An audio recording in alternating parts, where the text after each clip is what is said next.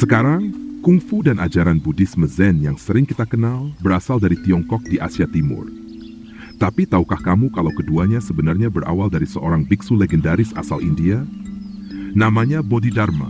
Ia dikenal sebagai orang pertama yang membawa ajaran Zen dan juga tokoh yang menginspirasi lahirnya seni bela diri Shaolin. Mari kita kembali ke sekitar tahun 440 Masehi di Kerajaan Pallava, India Selatan. Di ibu kotanya, Kanchipuram, Bodhidharma lahir sebagai anak Raja Simhavarma, seorang pemimpin yang bijak dan disegani rakyatnya. Bodhidharma adalah anak bungsu dari 3 bersaudara, dan meskipun paling muda, ayahnya sangat menyayanginya karena kecerdasan dan ketenangannya sejak kecil.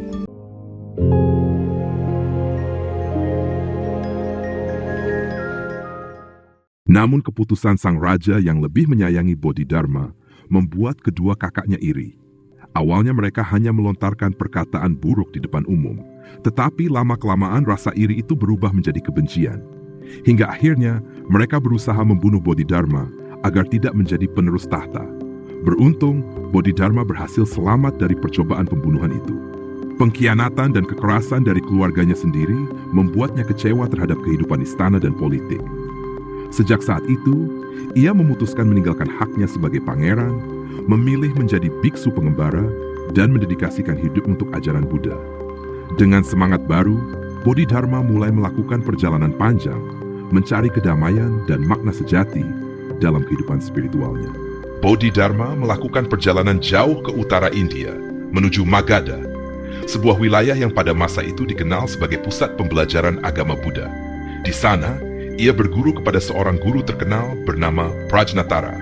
Fakta menarik, banyak sejarawan percaya bahwa Prajnatara sebenarnya adalah seorang perempuan, dan memang ada cukup banyak bukti yang menunjukkan bahwa pada masa itu, ada banyak guru wanita berpengaruh dalam dunia Buddhisme. Di bawah bimbingan gurunya, Bodhidharma mempelajari ajaran Dharma dengan sungguh-sungguh. Namun, sebelum Prajnatara wafat, sang guru memberikan sebuah pesan terakhir kepadanya. Pergilah ke Tiongkok dan sebarkan ajaran ini ke sana. Mendengar itu, Bodhidharma pun bertekad menjalankan pesan gurunya. Ia disarankan untuk menempuh jalur laut, karena perjalanan darat pada masa itu sangat panjang dan berbahaya. Perjalanan darat menuju Tiongkok saat itu terlalu berbahaya karena banyak kekacauan dan kekerasan di wilayah utara India. Karena itu, Bodhidharma memilih jalur laut yang mengharuskannya berangkat dari pelabuhan Mahabalipuram, sebuah kota di wilayah kekuasaan keluarganya sendiri di Kerajaan Pallava.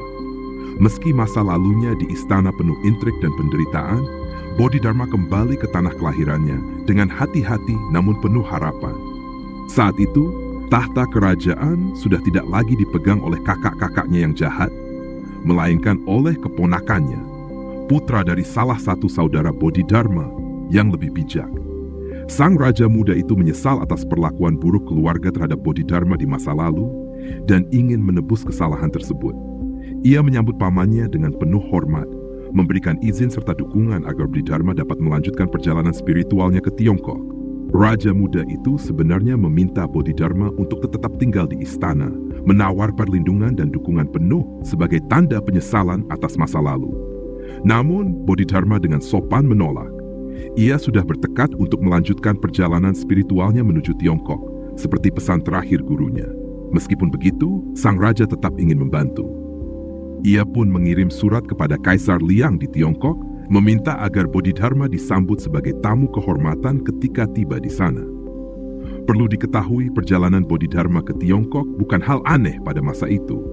Kerajaan Pallava tempat ia berasal memiliki hubungan dagang dan kebudayaan yang kuat dengan Tiongkok, sehingga perjalanan antar wilayah melalui laut biasa dilakukan oleh para pedagang, cendekiawan, dan biksu.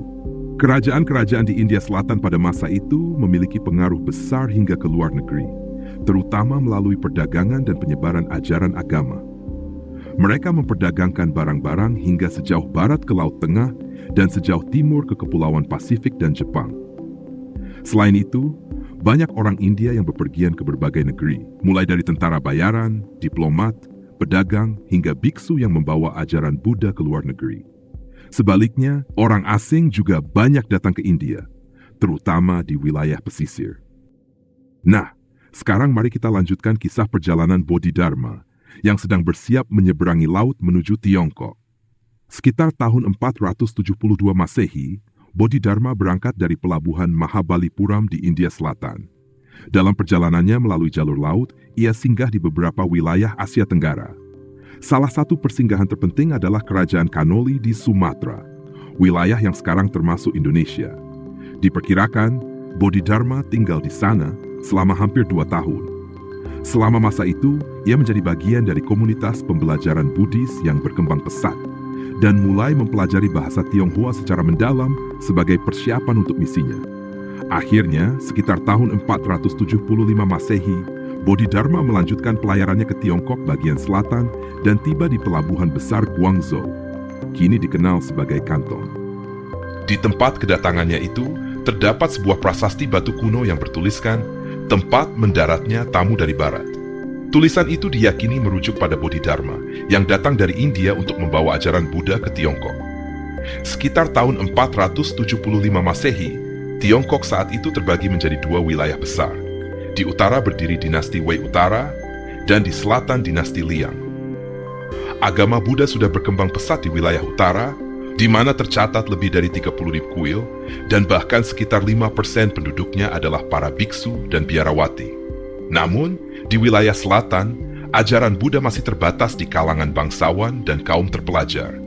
Belum banyak rakyat biasa yang memahami atau mempraktikkannya. Karena itu, Bodhidharma memutuskan untuk memulai misinya di Tiongkok bagian selatan, tempat di mana ajaran Buddha belum menyentuh kehidupan masyarakat umum. Disinilah di kota besar Guangzhou yang ramai, Bodhidharma mulai menyebarkan ajaran Buddhanya. Selama masa itu, ia tinggal dan mengajar di kuil Hualin, namun juga sering memberi khotbah di Guangxiao yang terletak tidak jauh dari sana. Bodhidharma dikenal luas sebagai pendiri Shaolin Kung Fu yang legendaris. Tapi, apakah klaim itu benar? Sebagai pangeran dinasti Pallava, Bodhidharma tentu menerima pelatihan militer lengkap, mencakup berbagai bentuk bela diri India Selatan. Karena itu, banyak ahli percaya bahwa ia membawa sebagian ilmu ini ke Tiongkok. Saat tinggal di kuil Shaolin, Bodhidharma diyakini mengajarkan latihan fisik dan teknik bela diri kepada para biksu, mencakup pernapasan, peregangan, serangan, pertahanan, dan pengobatan tubuh. Tujuannya sederhana, membantu para biksu menjaga sirkulasi darah dan kesehatan tubuh, karena meditasi panjang membuat tubuh mudah lemah. Selain itu, latihan bela diri juga berguna untuk melindungi diri dari perampok yang sering menyerang biara. Bodhidharma kemudian menuliskan ajaran fisiknya dalam sebuah naskah berjudul Yi Jin Jing, yang berarti metode perubahan otot atau tendon, yang bertujuan untuk mengubah dan memperkuat otot serta tendon. Latihan ini dirancang untuk meningkatkan kekuatan fisik, kelenturan, keseimbangan, dan daya tahan, serta memperkuat organ dalam.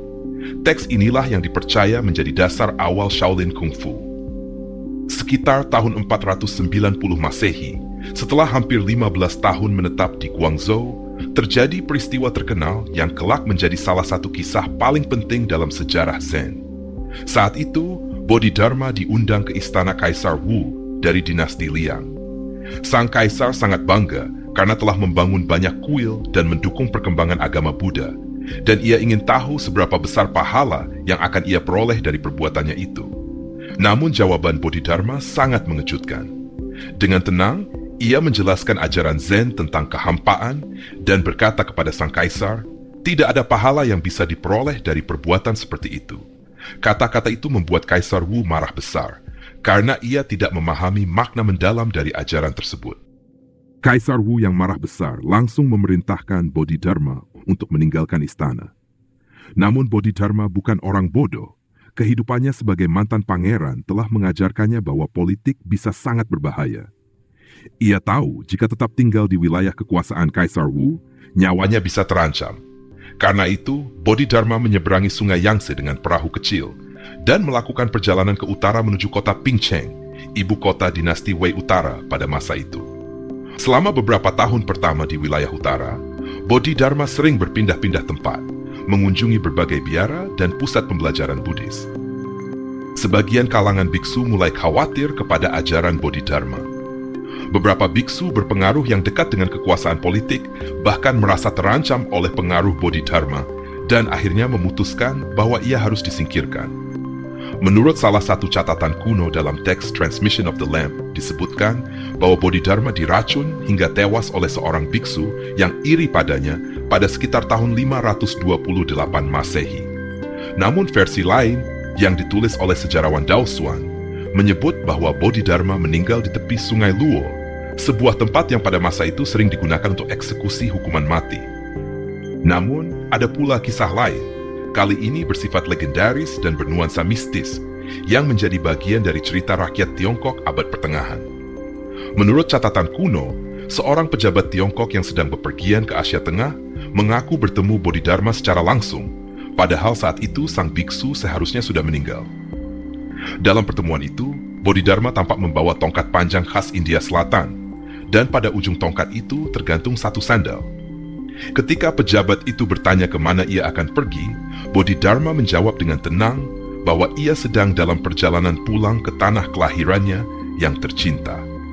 Ketika pejabat itu bertanya tentang sandal tunggal yang dibawanya, Bodhidharma hanya tersenyum dan berkata, "Kau akan segera mengerti."